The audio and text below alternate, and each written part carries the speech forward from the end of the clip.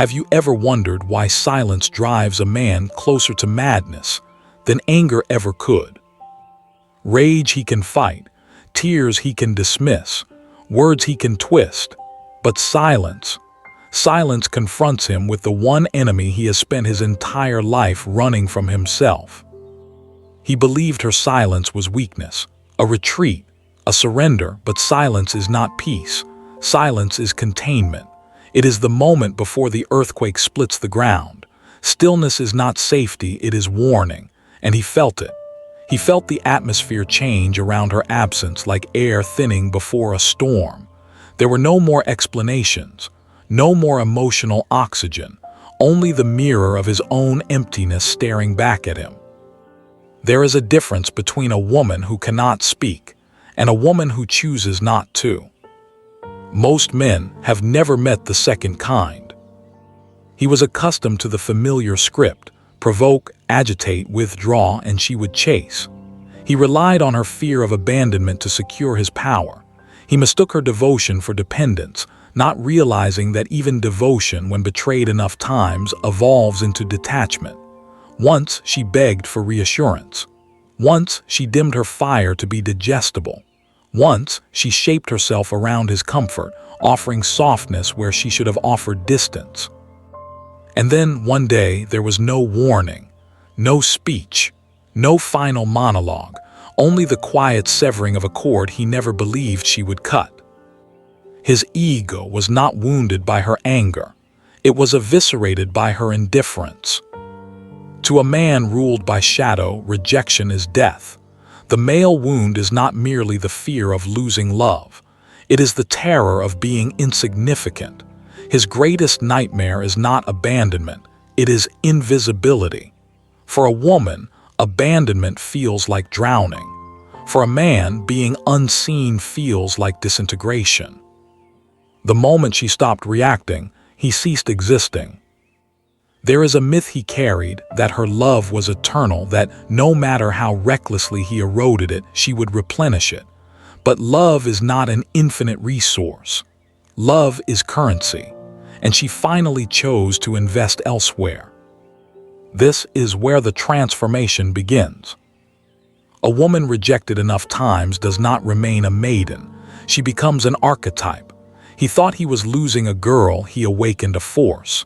The witch, the siren, the shadow queen. She is no longer asking to be understood. She is no longer pleading to be chosen. She now holds the most devastating weapon created by feminine evolution: absence without explanation. The dark feminine does not chase, she haunts. She does not argue.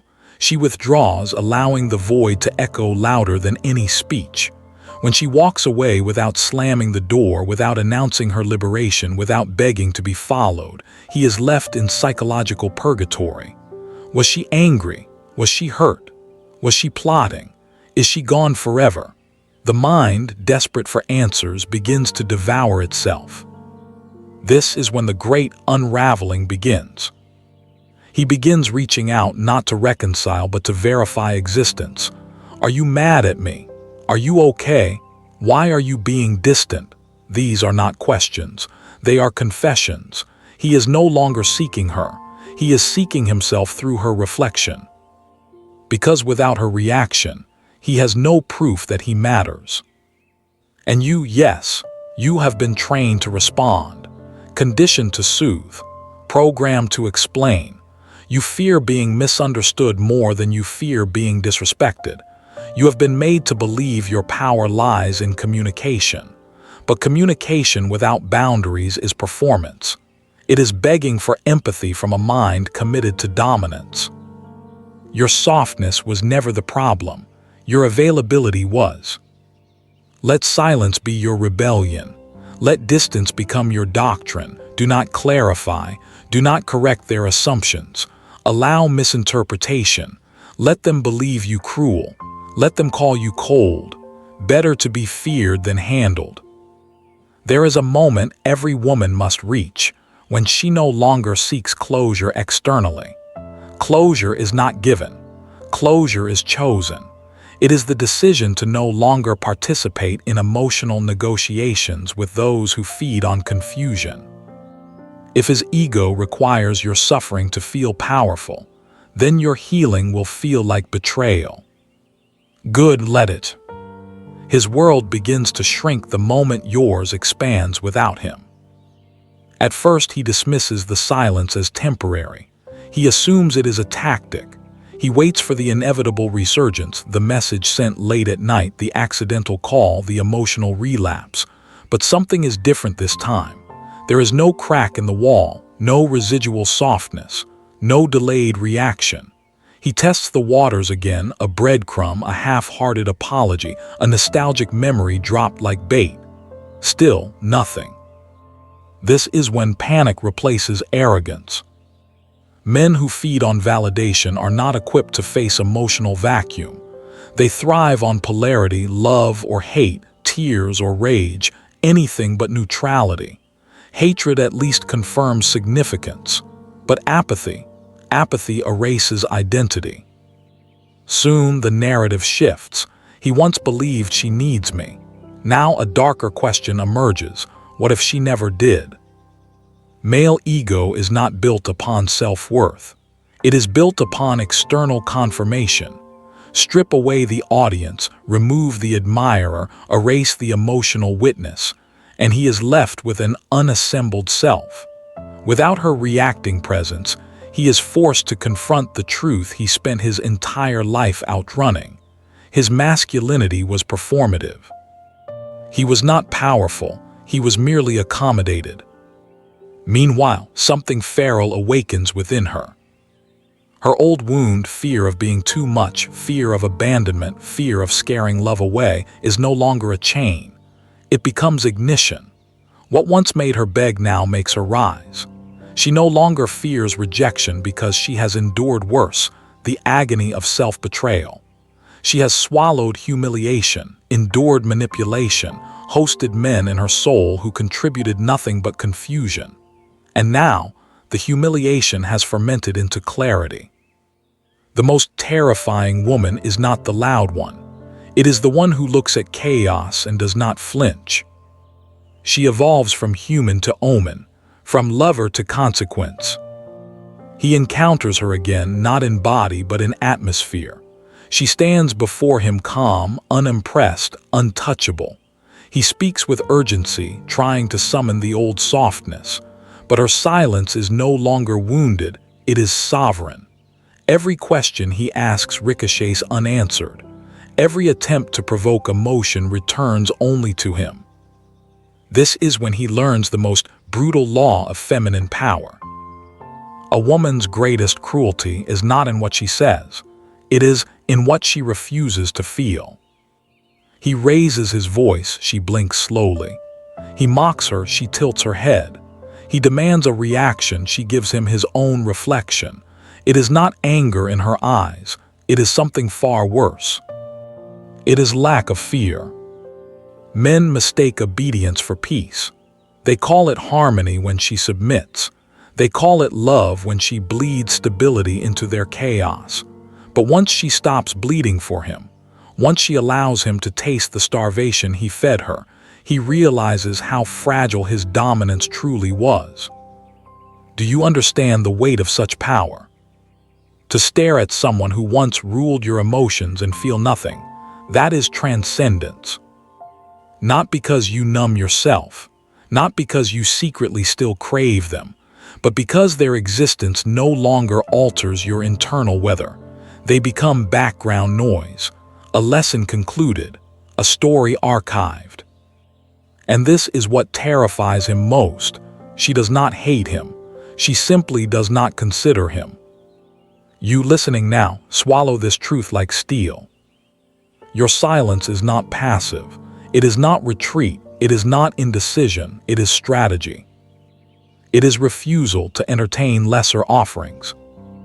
It is protection of your emotional assets. It is starvation of the parasitic. It is the burning of weak bridges. There is no nobility in over-explaining. There is no honor in performing pain for someone who finds entertainment in it. Let them sit in confusion. Let them rewrite history. Let them talk in circles trying to decipher where they lost control. Do not correct them. Do not soothe them. Do not provide closure they never earned. Tonight, let silence be your discipline. Do not respond to ambiguity with clarity. Do not negotiate with ghosts. Let absence speak in a language they were never prepared to translate. There is a specific moment, subtle, almost imperceptible, where his desperation turns inward. It is no longer about regaining her. It is about regaining himself through her. He does not seek reunion. He seeks identity reconstruction. He reaches out not with love but with survival instinct. He begins to circle her presence like a beggar pacing the gates of an abandoned temple, hoping the goddess might turn her gaze just once more. But a goddess does not return to being mortal simply because a man remembers her value too late. His greatest weapon, his indifference, has now become hers, and unlike him, she wields it without pretense. She does not pretend not to care. She simply does not. This is the point where the male psyche fractures. For so long he existed through her reaction, her laughter validating his humor, her attention confirming his relevance, her heartbreak proving his power. Now, confronted with the stillness of her silence, he must face a reality he never prepared for. Control is not possession.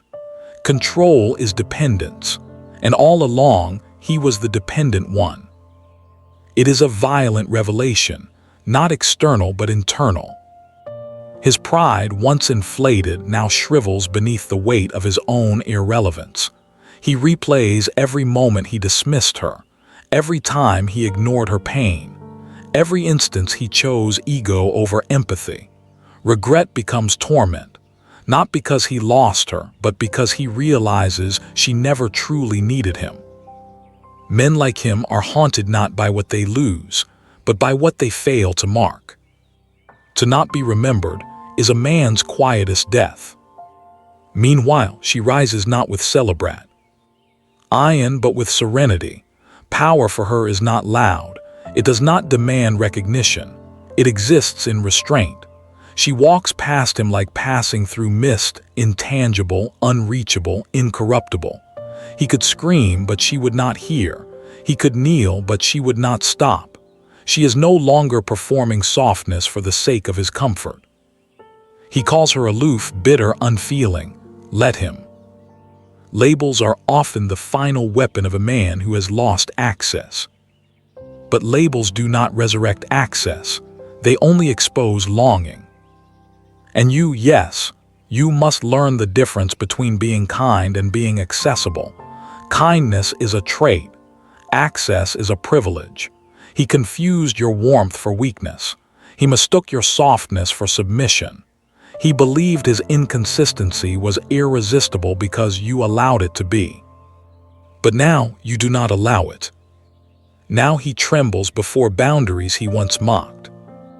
He attempts one last performance, the apology woven in nostalgia. He reminds you of memories. He speaks of potential futures. He paints regret as redemption.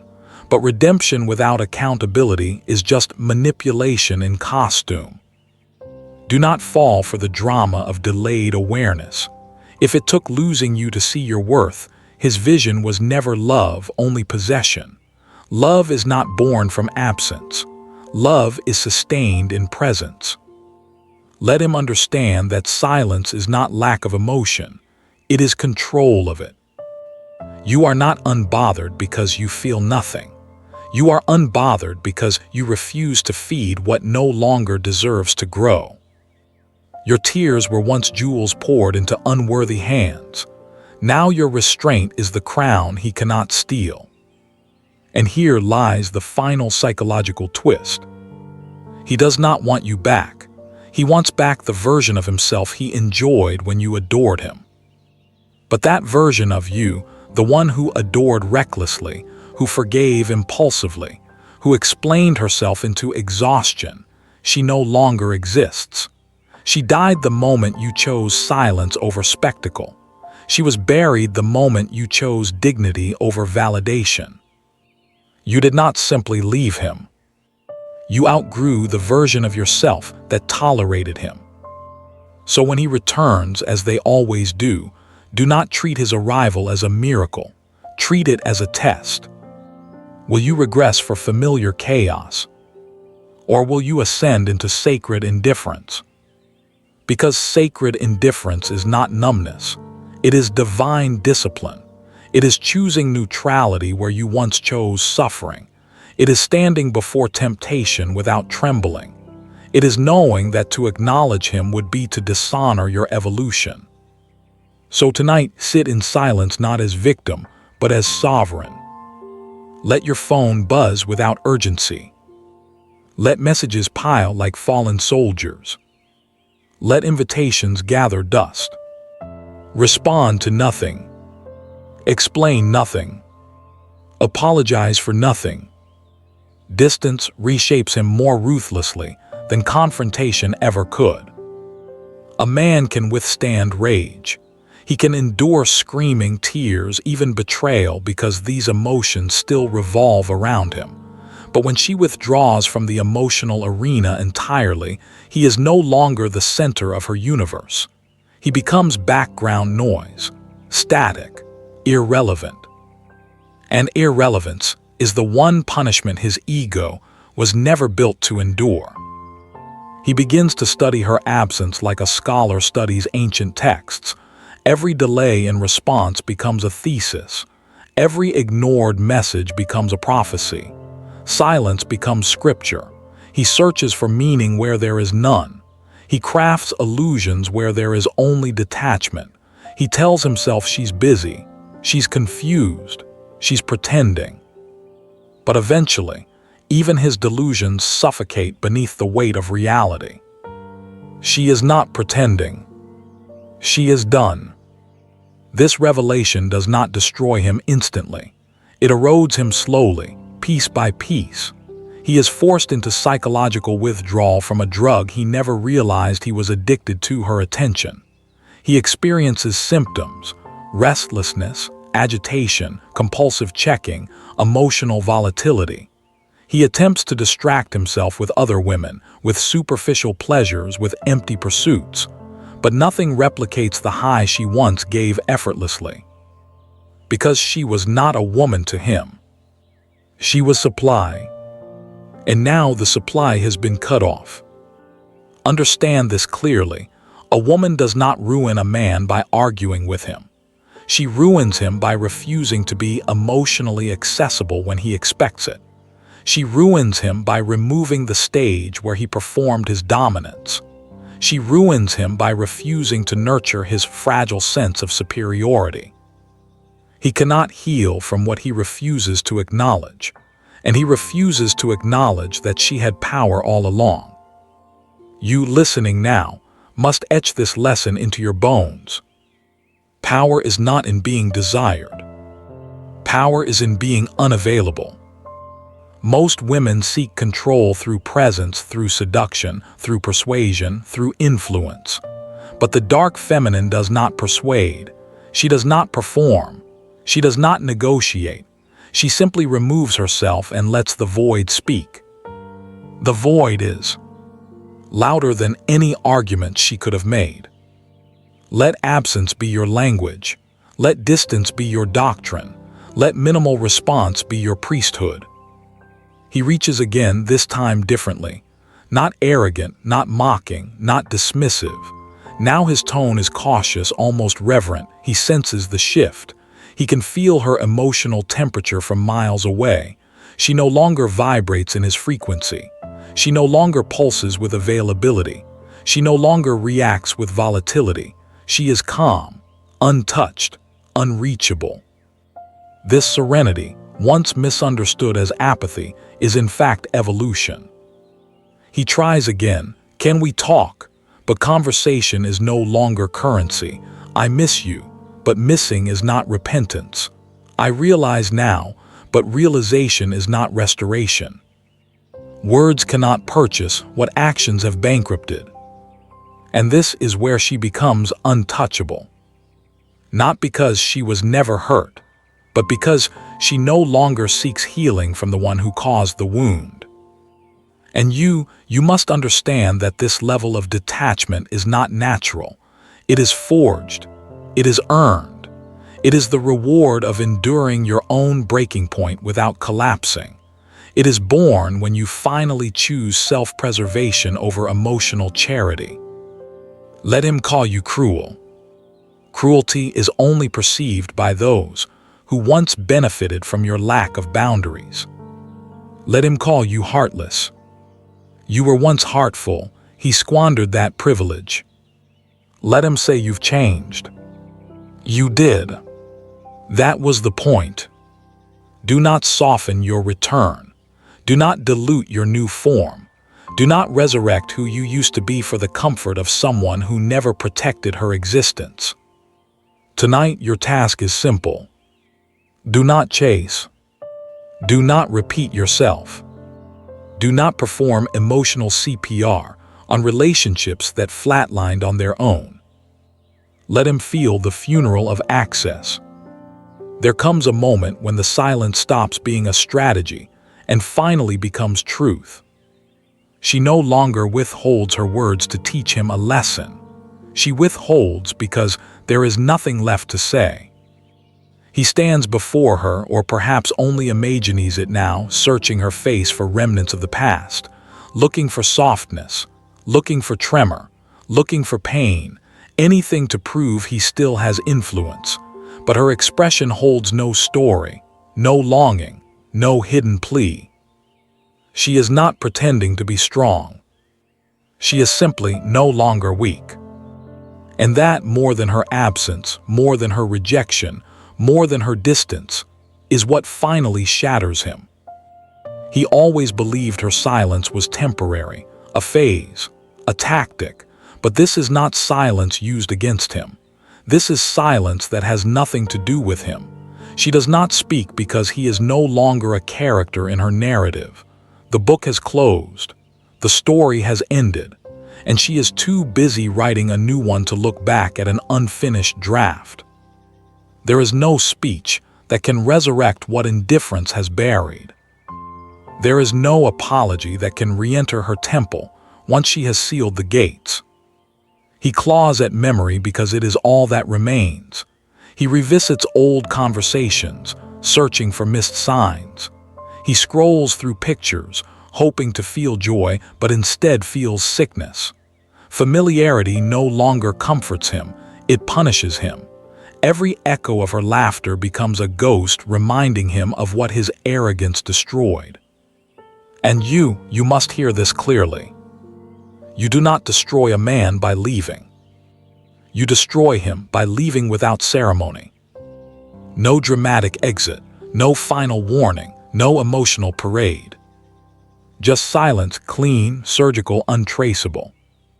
Because closure is a courtesy, and men who played with your heart do not deserve courtesy.